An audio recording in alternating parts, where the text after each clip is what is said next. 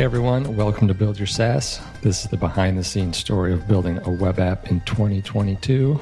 I'm John Buda, a software engineer. I'm Helen. I'm in charge of customer success. I'm Jason, and I'm a software engineer. And I'm Justin Jackson. I do product and marketing. Follow along as we build Transistor.fm.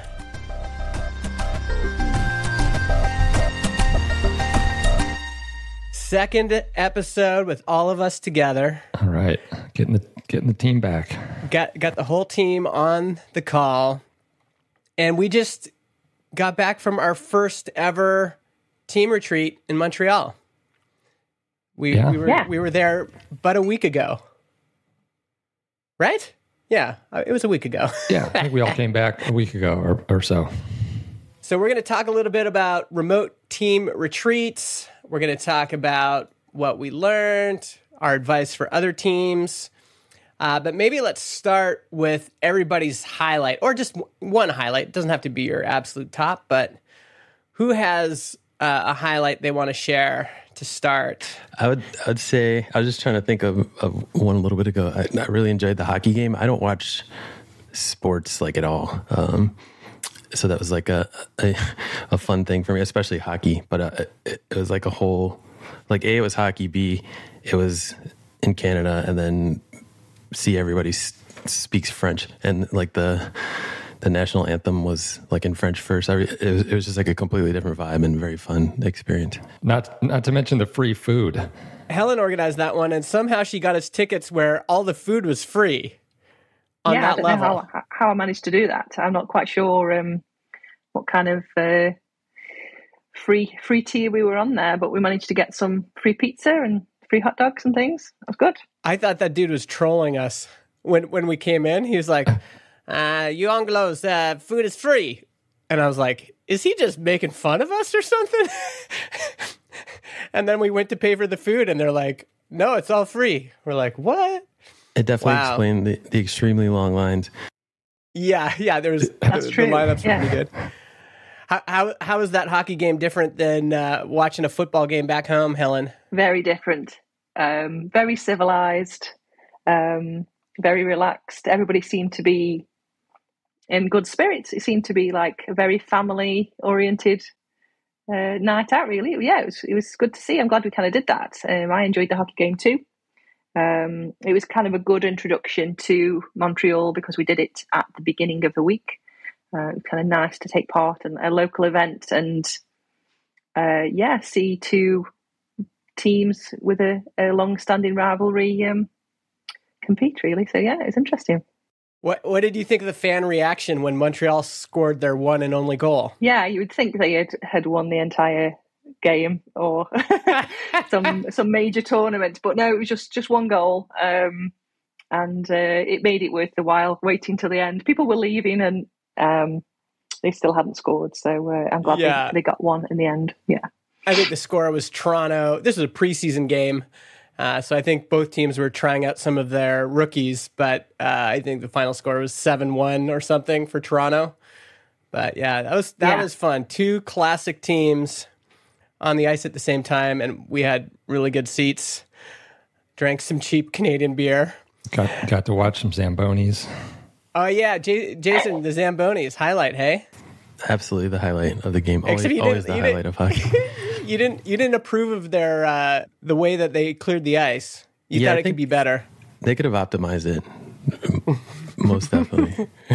All right, let's keep going. Helen, do you have a highlight? Yeah, I enjoyed the hockey game, but I think for me, the walks that we took down to the waterfront, or the kind of unstructured conversation time that we had where we weren't talking about a particular topic, just kind of like the dinner conversations and things that we had where we had chance to, just sort of connect on a personal level, because I guess the purpose of a retreat is to build that connection, that personal connection. And I think those kind of conversations and just sharing jokes and just talking about the day that we've had, it was just a nice way to kind of end each day, really. Have we even said where we went? We went to Montreal, and we stayed in Old Montreal, which is this amazing part of Montreal that's right kind of along the water and is beautiful architecture, but also we could like walk 30 seconds and we were along the water. And yeah, we had some amazing walks there. Agreed. And the fall colors were out. We had warm weather every day for October. It was kind of perfect. Yeah, weather was Montreal perfect. really rolled out the welcome for us. I don't know who picked that week, but whichever one of us picked that week picked the best weather and the best time of year. Yeah. We bumped it a few times, and then I think we just ended up. I can't remember exactly how we ended up on that week, but yeah, that was great. How about you, John? Any highlights off the top of your head? Yeah, I think similar to Helen. I mean, I think it was, the meals we had together and just spending time that wasn't necessarily revolving around work.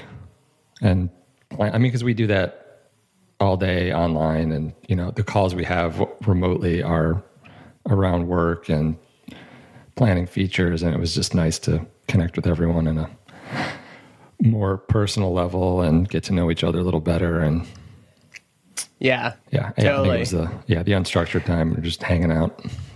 It was great. Yeah, I think we all had this sense multiple times of just, it's weird being a remote team. You build up so much rapport online. You get together and it's almost as if you've been friends for a long time, but there's this whole other dynamic of warmth and connection and kind of real special time together. That's hard to explain, and is also you definitely don't get it just in Slack. Just having time together, going for walks together, having moments where we're just sitting around, maybe not talking, but spending time in each other's presence. Really, there's really something special about it. And I think for our team, because we like each other so much, it was even just more special. Like this group is, I think we came away feeling like, wow, this group's pretty special. Definitely. Yeah. My highlight was discovering that I'm the shortest member of the Transistor team. Here, but on the Zoom, biggest presence. Oh, I see. Well, on Zoom, we're all the same height, and then show up, and Helen's taller than me. Jason's quite a bit taller than me. I've always known John was taller than me. It was, I'm okay with it. But that was the first thing you notice right away whenever you meet remote team members is, oh wow, that's how tall everyone is. All right. We probably have an above average team height. Yeah, we probably do. It's right. I keep referencing this fact that I'm not sure if it's true, which is that I'm 5'8" is the exact height of the average Canadian male. But I don't know. Don't look that up. Just let me live in my world. I think people will want to know how we planned and organized the retreat, our daily schedule, what parts of the retreat worked well, what could we improve for next time. Maybe it would be fun for us to go through our daily schedule.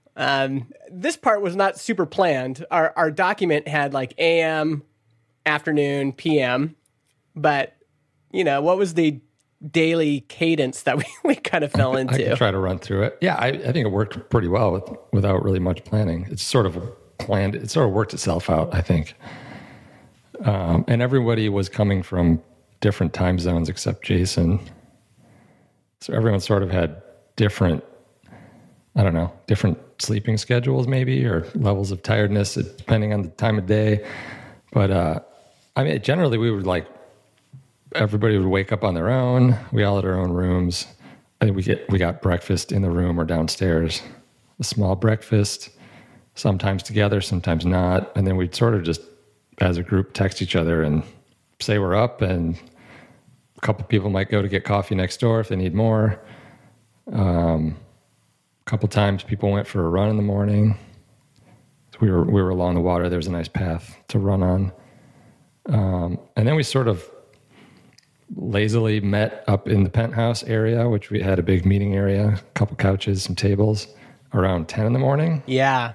Kind of did our own thing, did some work, customer support, fixing some bugs or working on a feature slowly. And I think we'd sort of casually roll to the couches and start a group discussion for 1 or 2 hours about a particular topic we wanted to kind of get more in depth on that we didn't, over Zoom or our calls. And then at some point we'd all just be like, oh, we should eat. It's time for lunch. We got some great recommendations from people in Montreal, by the way. I just remembering I think the first lunch we took was the first lunch we took that big 3-course meal? Yeah, I think so. Yeah, I think that was Monday. It was at Bouillon? Yeah. Bouillon Bilk. Yeah. That was an incredible lunch. It seemed like predominantly business lunches. Yeah, that place there. I mean, there was no dress code. I don't know if we were underdressed, but it worked out. Yeah, it did work good. And then after lunch, we'd kind of hang out, do whatever we wanted, right? We kind of walk around sometimes as a group. Yeah. Nap time. Get some alone time, take a nap, maybe go for a run, walk around, find another coffee. Yeah, Jason and I were in the afternoon run category.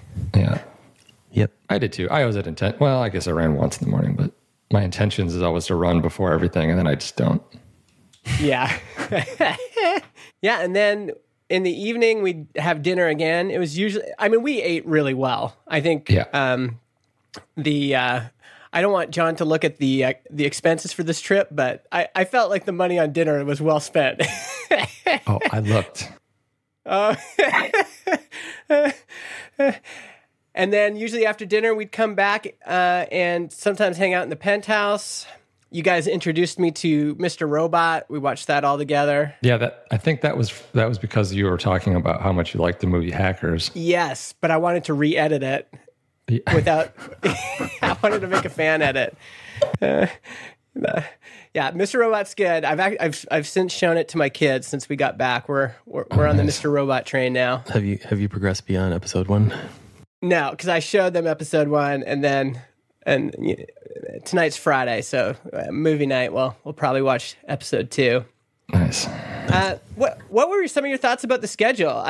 I really liked how we had, you could get some work done in the morning, and it's also nice just working alongside each other. You can see what Jason and John are chatting about back and forth. Helen and I can talk about a ticket.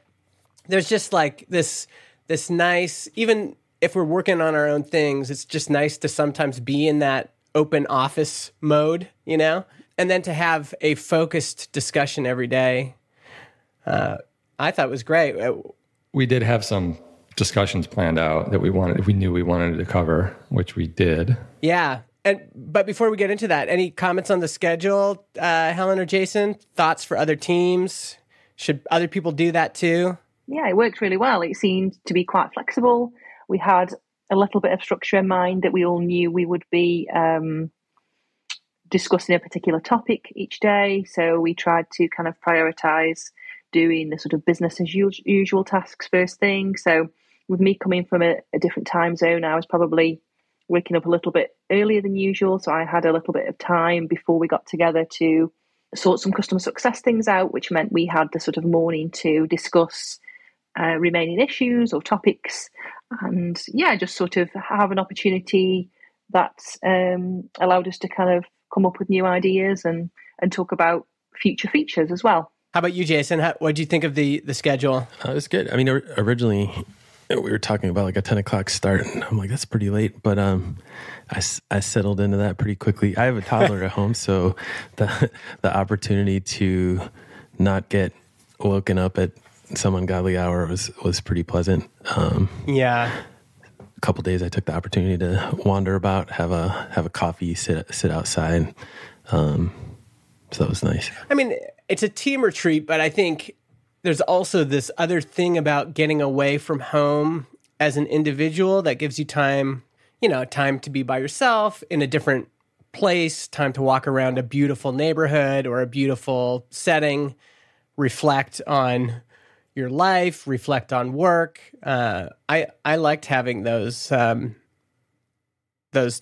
Yeah, I think it worked really well. I think, for other teams too, if you're planning something like this, like definitely plan some downtime where people can either do things by themselves or do things in small groups, or I don't think it has to be planned like, 9 o'clock in the morning till 9 o'clock at night is like a full schedule of stuff for the company. Yeah, I'm so glad we didn't do that. It just felt like every day we had a work time together. Every day we had a discussion, and then every day we had a group activity, and that was perfect. And there was time in between to do what you need to do. As a team, we're quite light on kind of the number of meetings we have each week. So really, we had kind of a week of all of those kind of meetings together, and also we had all of the possible celebrations that we would have had as a team together all in that one week as well, whether that would be sort of holidays or birthdays. We've kind of condensed everything into kind of this one very sort of intense week, and having a bit of flexibility really helped with just us all have put in our opinion in and deciding what things we'd like to fit into the week. Yeah, it's a good way to put it, because you are celebrating too. It's like, this is the one time we get together and have a drink, cheers each other, just kind of celebrate what we've accomplished as a team up until that point. So I'm really glad we structured it that way. I'd highly recommend a similar structure, unless your team is completely different. But for our vibe, it worked well. So we did have, before we went, we had some discussions that we did each day. So the first day was a company update, where are we at financially, maybe look over our direction, where are we headed, what bigger things are we trying to accomplish in the company and in our lives. We reviewed some of our values. And then the next day we had a product priorities discussion. This kind of bled through the whole week. And actually, that was most of it. Product, because we started with that product discussion, and then that became kind of most of the discussion that week. And then we also planned to talk about marketing and sales priorities.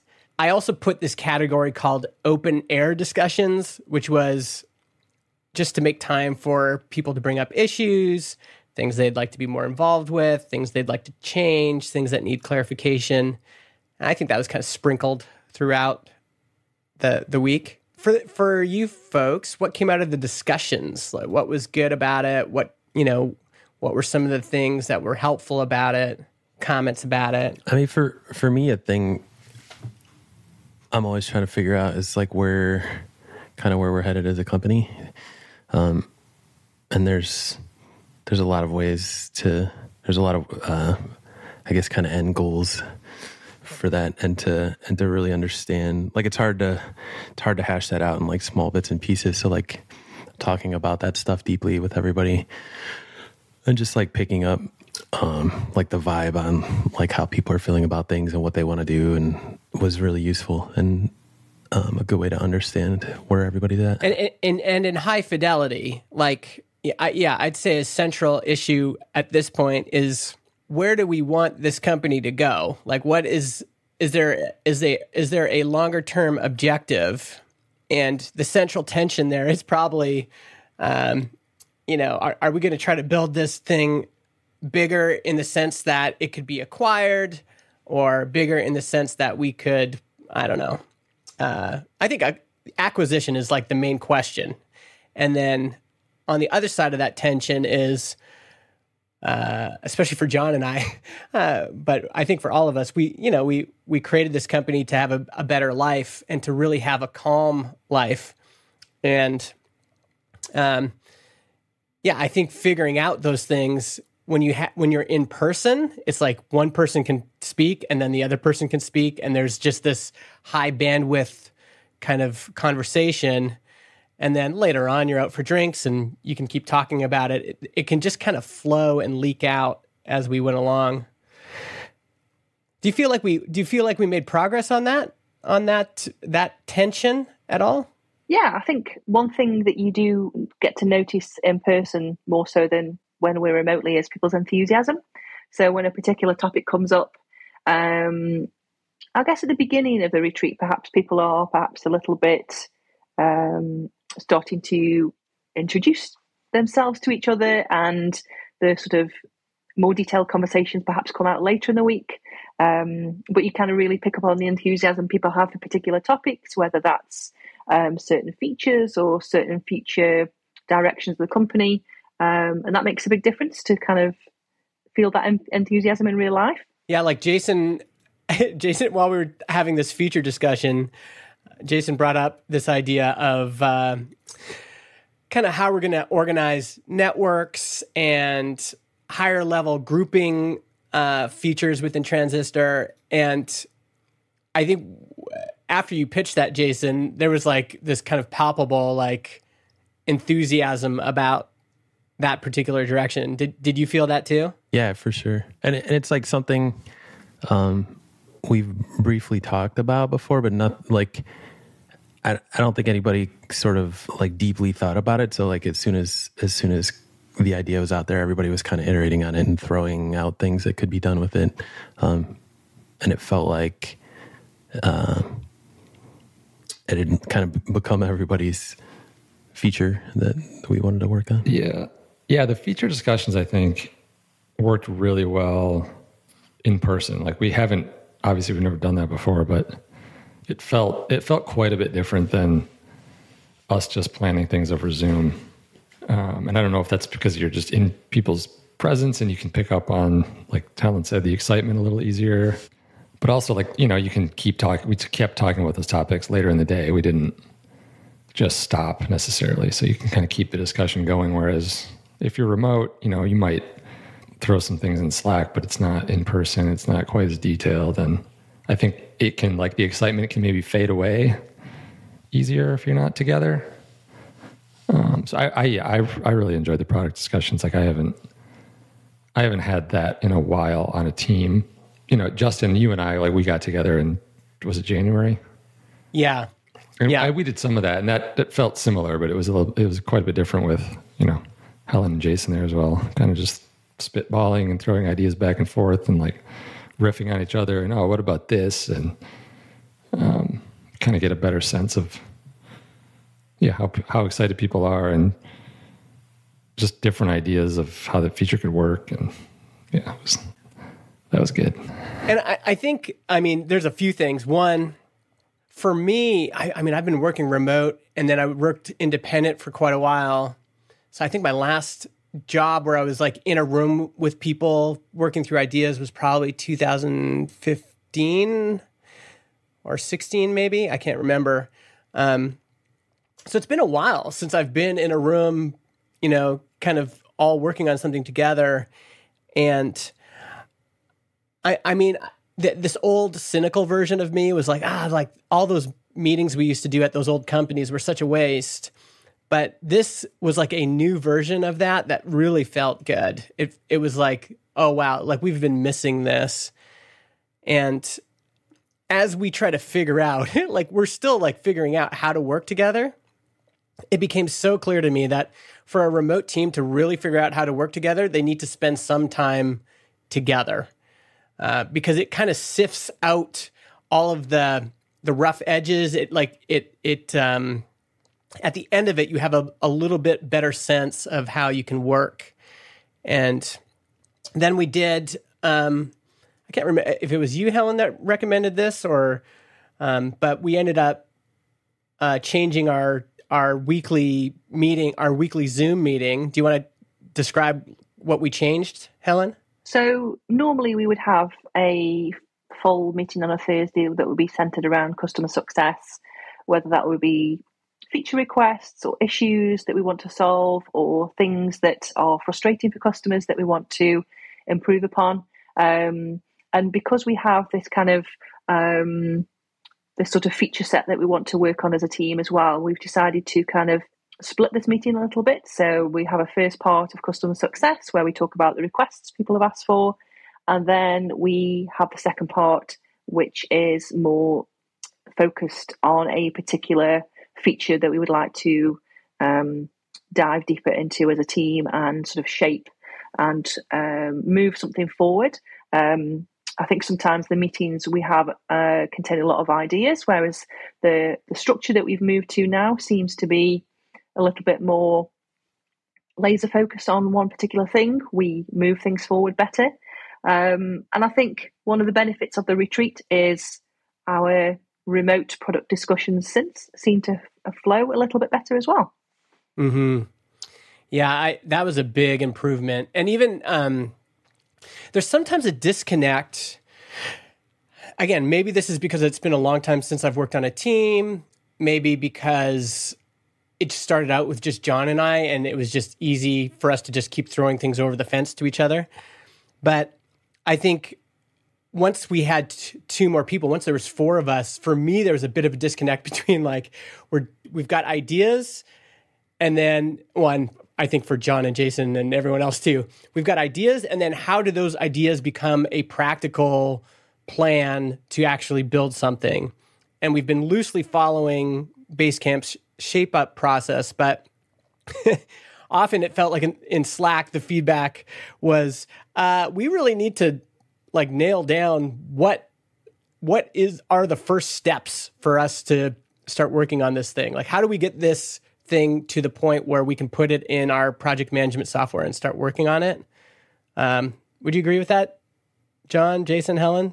Is that kind of... Yeah, we have a lot of ideas in Slack, and there's, I don't know if it's a lack of focus, but we have a lot of ideas, which is a good thing, but we don't necessarily tighten those up often enough, I think. Some of it's sussing out our collective enthusiasm for it. Like we're such a small team, and we have so many ideas that we would like to implement. It's very difficult to figure out like what we as a group like want to tackle first. So it sort of all gets muddied up. But talking about these things in person, it was like pretty clear like which things folks had the most interest in, I think. I had this out the other day, and I don't know if people agree with this, but like if we were always in the same room, like let's say we had an office and we worked together, like I don't know if we'd probably have more meetings just because maybe, but like I feel like these discussions worked really well in person because we knew we had a limited time. Yeah, I don't know. It just feels like if we were in the same office working together, like maybe because we think we would have all this time to get together and talk, we maybe would do it less efficiently or less well. Like it just seemed like there was something special about it because it's not a frequent thing. Yeah, I agree.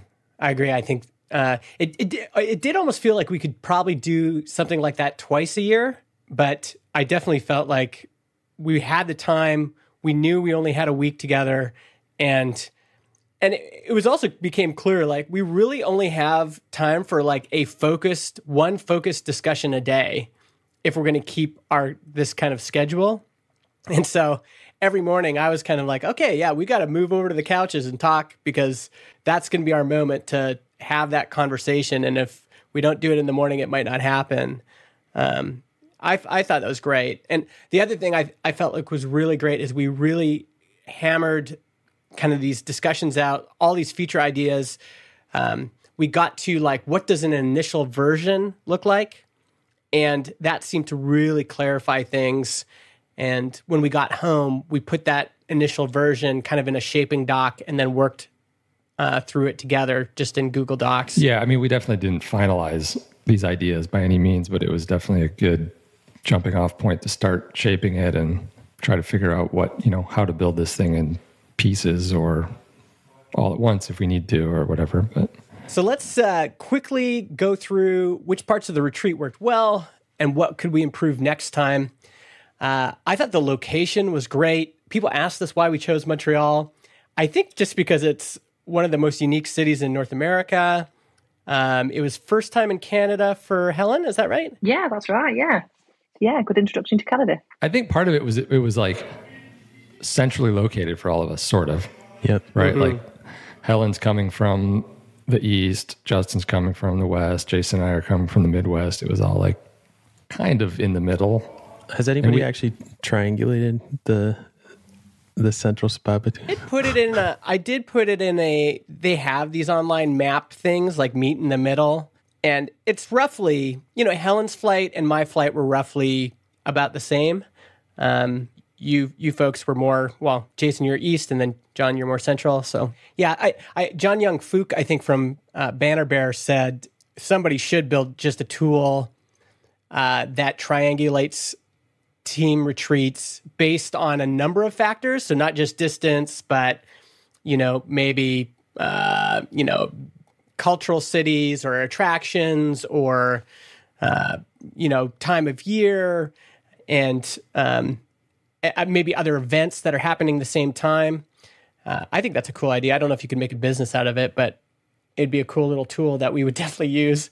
Yeah, I thought that worked really well. I think the city was perfect. I'd never been before, but I'd always heard good things, and I would totally go back to Montreal and hang out there. I'm sure there's tons left to explore. Oh man, I definitely want to go back. And every person that stayed, like Helen and I stayed a day later, and we went to that amazing light show in Notre Dame, and then Helen stayed even later than me, and then she hiked Mount Royal without us. Yeah. And made us jealous with her beautiful photo. That was a nice photo.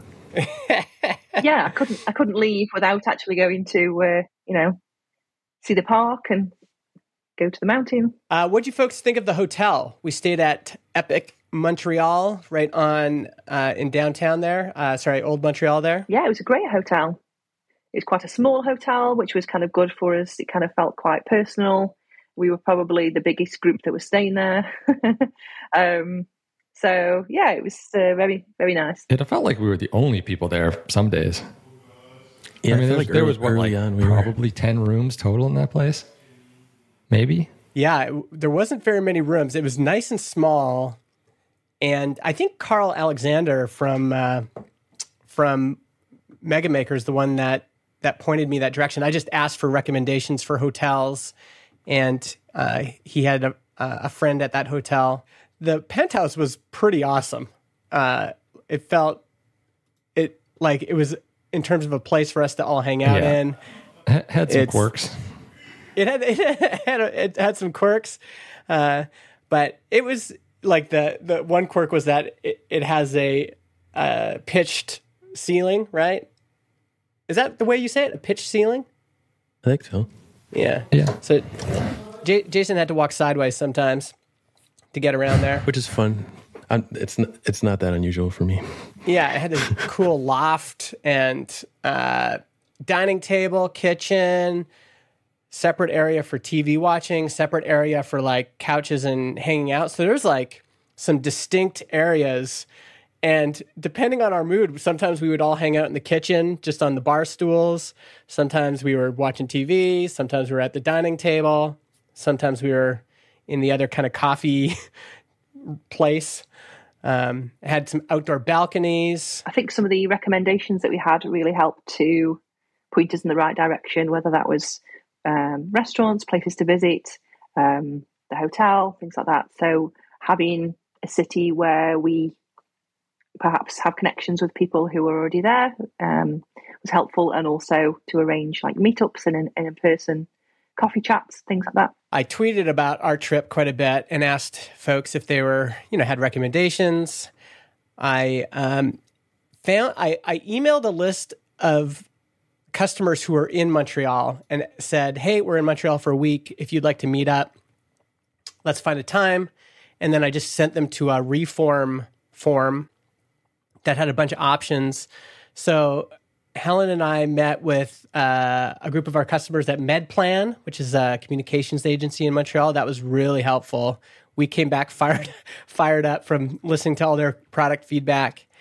And then we did another meetup. Jason and John had left, unfortunately, but we did one on Friday afternoon at a restaurant where just anybody on our list or anybody who knew that we were there could come and hang out. So we had some customers come, we had some podcasters come, some indie hackers come. That was really fun.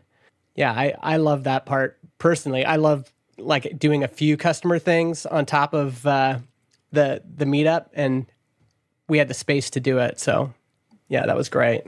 I think we probably want to go somewhere different every year, but that location was just amazing. It really set a high bar. Yeah, I wonder, I have a very skewed view, I think, of what Montreal looks like, because we're in this really old, beautiful area, and we saw virtually nothing outside of it. So next time you want to stay in the suburbs in an Airbnb, Jason? That's right. If we could find like a Radisson or... No, the neighborhood we were in was great, and old Montreal. And we walked around a bit at night. We went to a concert one night and kind of walked back and walked around a different part of town. And I think the last night we were there, we had dinner in what is actually like a pretty cool neighborhood, but we didn't really get to see it because it was evening and we didn't really walk around. But apparently, that's a really cool part of town. Yeah, I think we could have even stayed in Le Plateau and had a really good time. I think actually in this case, not every city is like this, but in this case, it was actually nice not staying at an Airbnb. It was easy to check in. It was easy for everybody to get their own room. We really did have privacy as a team too. Like each of us had our own room we could go to. It felt like that was money well spent. Yeah, I really enjoyed having like a shared space and then our own separate rooms. Yeah, I thought that was great. The meals together, that was great. We already said lunch and dinners. We had just some awesome meals together. And I really liked the activities. This kind of happened organically. This is something I wouldn't naturally think of, but you folks did. So Helen was like, oh, we should go see a hockey game. And she just booked the tickets and got it all done. John was like, what's the name of that band again? It's Motorrat. Yeah. So you were like, Motorrat. You just looked up to see what bands were playing? Yeah, it was like randomly found that like, oh, this band's in town. Cool. They're awesome. Maybe if everyone's interested, we should go. Yeah. It was super fun. Like I'd never even heard them before, but it was fun going to that concert together. The venue is really neat. What else did we do? We did the boat ride. Yeah. I loved the boat ride. That was one of my highlights. Yeah, that was kind of, we were trying to find like one of those boats that was like more of a tour boat, but we ended up on like the public transit boat. Yeah, down on the river. Ferry.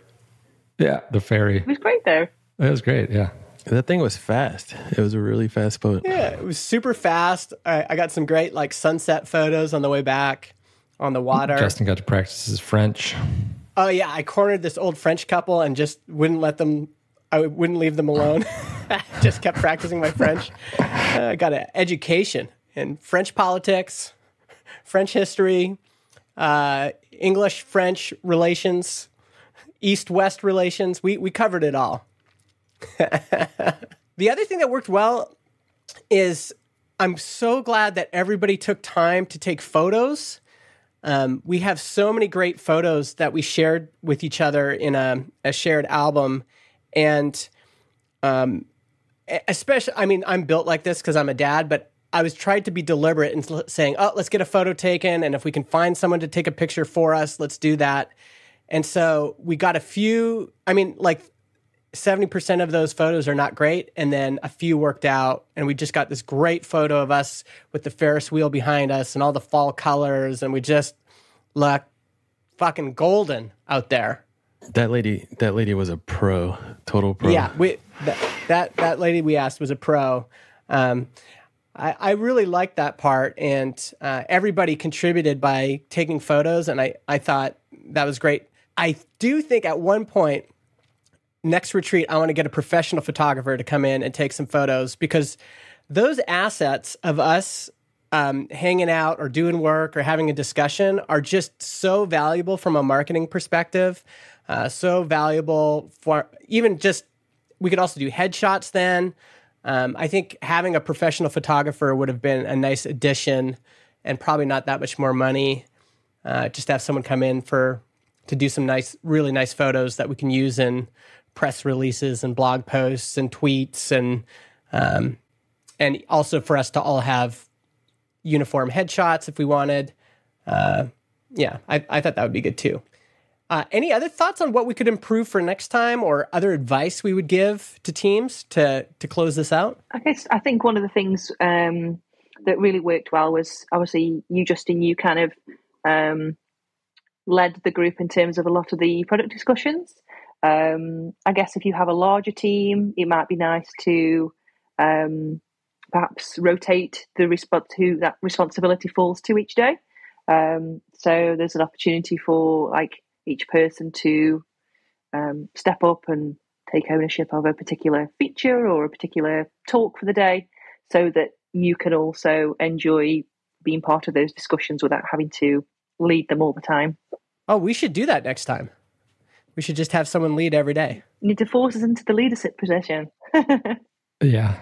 Exactly. And I'm going to force you guys all to go to organize one meetup. And I'm going to force you all to... I was definitely... it felt like I was definitely the one extrovert in the group. We have a very introverted group. Anything else for other teams, advice, or things that we should improve on next time? It's okay for us to get a little bit... you can be a little bit dangerous and reveal something that you didn't think worked well or that we should do next time. I honestly can't think of anything that didn't work well. I mean, it might be nice next time to like change up the venue to maybe a smaller city or outdoor activities, or which it would be totally different, right? You're not going to go out to restaurants every day. You're not going to do this and that, but like, yeah, could be like, we'll go on some hikes or like hang out on a boat on a lake or, yeah. Something yeah, let's like do that. the whole thing on a boat. Yeah. What kind of boat are you thinking of, John? Are you thinking of like a sailboat or a houseboat or a cruise ship? Are we going to go cruising next time? I don't know. Could do a houseboat. That might get a little cramped. Yeah. Yeah, I agree. I think it'd be fun to mix up the venue. Marie Poulin and her team did their retreat at the same time in Banff, and I think they had somebody cook the whole time.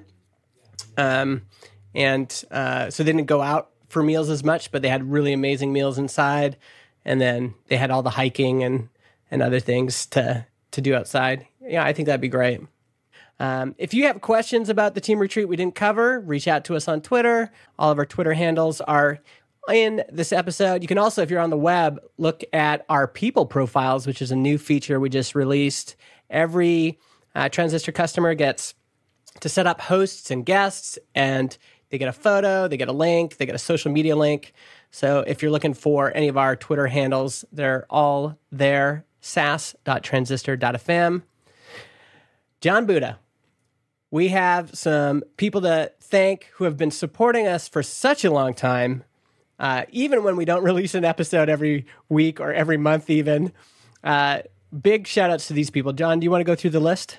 Yeah, absolutely. Thanks to all of our supporters. We have Jason Charnes, Michael Davis from recruitkit.com.au, Marcel Fale from wearebold.af, Alex Payne, Bill Kondo, Anton Zorin from prodcamp.com, Harris Kenny from the Intro to CRM podcast, Oleg Kulik, Ethan Gunderson, Ward Sandler from Memberspace, Russell Brown from Fotivo.com.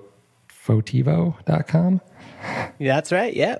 Noah Prale, Colin Gray, Austin Lovelace, Michael Sitver, Paul Jarvis, and Jack Ellis from Fathom, my brother Dan Buda, Darby Frey, Adam DeVander, Dave Junta,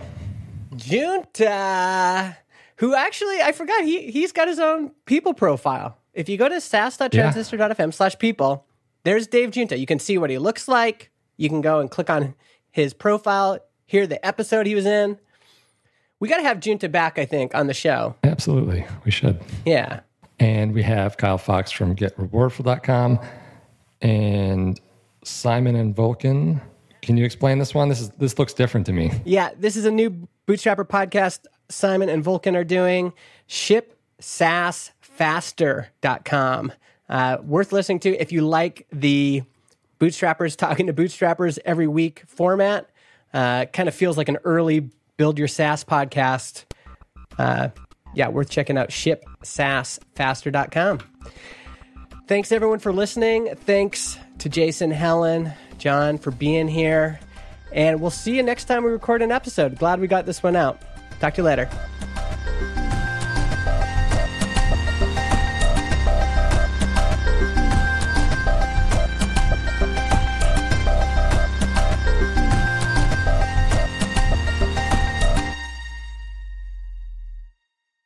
Beauty.